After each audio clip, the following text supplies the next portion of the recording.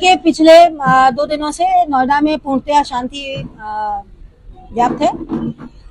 Police के द्वारा sector scheme को लागू करते हुए प्रातःकाल से ही लगातार फ्लैग मार्च और पिकेट ड्यूटी कराई जा रही है। कल भी और आज भी नोएडा जनपद के समस्त औद्योगिक क्लस्टर्स की इकाइयां शांतिपूर्वक खुली और सभी श्रमिक जो हैं उन्होंने अलग अलग शिफ्टों में, कई जगहों पर 1 शिफ्ट, कई जगहों पर मैक्सिमम 2 शिफ्ट और कई जगहों पर 3 शिफ्टों में आके अपना काम करना प्रारंभ कर दिया है। उत्तर प्रदेश सरकार द्वारा हाई लेवल की कमेटी के रिकमेंडेशंस को स्वीकारते हुए सभी श्रमिक भाइयों के न्यूनतम वेतनमान में जो वृद्धि की गई थी उसको लेकर श्रमिकों में एक संतोष की भावना आ गई है। साथ ही साथ उत्तर प्रदेश सरकार द्वारा श्रमिकों की संभावनाओं को देखते हुए, उनकी भावनाओं को देखते हुए और उनके विभिन्न परिस्थितियों को ध्यान में रखते हुए एक वेज बोर्ड के गठन का भी निर्णय लिया गया था, जिसे कि परसों ही सभी श्रमिक भाइयों को अलग अलग माध्यमों से सूचित करा दिया गया था। इसके बाद ही वो पीसफुली काम पर लौटे हैं। आज भी जनपद में सभी सेक्टर्स में शांति व्याप्त है, काम चल रहा है, श्रमिक आ रहे हैं और जा रहे हैं।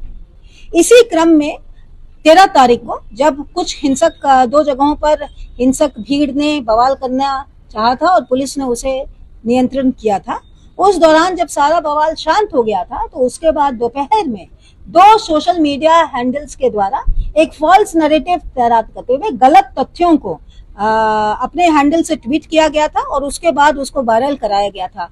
मौके से ही वापस लौट रहे श्रमिकों के पुनः उत्तेजना में आने और उनके द्वारा पुलिस के साथ दोबारा से मोर्चा संभालने की दिशा में एक मजदूर के हाथ से ही इसकी जो सूचना प्राप्त होने पर इसको तत्काल वेरीफाई कराया गया था और उसमें पुलिस की गलत फायरिंग, पुलिस ने फायरिंग की और कुछ लोगों की मृत्यु हुई, ऐसे गलत तथ्य डालकर मजदूरों को उकसाने की दिशा में महत्वपूर्ण रोल अदा किया गया था।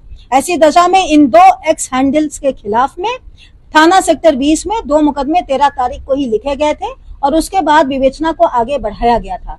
ट्विटर से आज प्राप्त डेटा के अनुसार जो उन्होंने अपने टेक्निकल डिटेल्स हमें उपलब्ध कराए हैं और उसके एनालिसिस के उपरांत ये फैक्ट सामने आया है कि ये दोनों ही ट्विटर हैंडल्स @ProudIndianNavi एंड एक आपका है जिसकी सूचना आपको अलग से दे दी जाएगी जो उस FIR का हिस्सा है।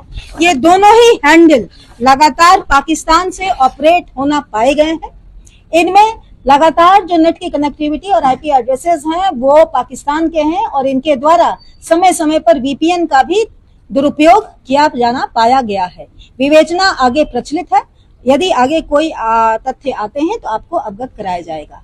आप सभी के माध्यम से मेरे पुनः गौतम बुद्ध नगर जनपद के सभी श्रमिक भाइयों से और जन सामान्य से निवेदन है कि किसी के भी उकसावे में, किसी के द्वारा अफवाह फैलाए जाने पर ध्यान न दें, तत्काल हमारे संज्ञान में लाएं। यह शांति प्रिय जिला रहा है और यहाँ पर उद्योग धंधों के साथ साथ आम सामान्य जनजीवन भी अच्छा फल और फलीभूत हुआ है। ऐसी दशा में इस जनपद की कानून व्यवस्था को बनाए रखने में हमारा सहयोग दें। हर खबर पाइए सीधा अपने मोबाइल पर।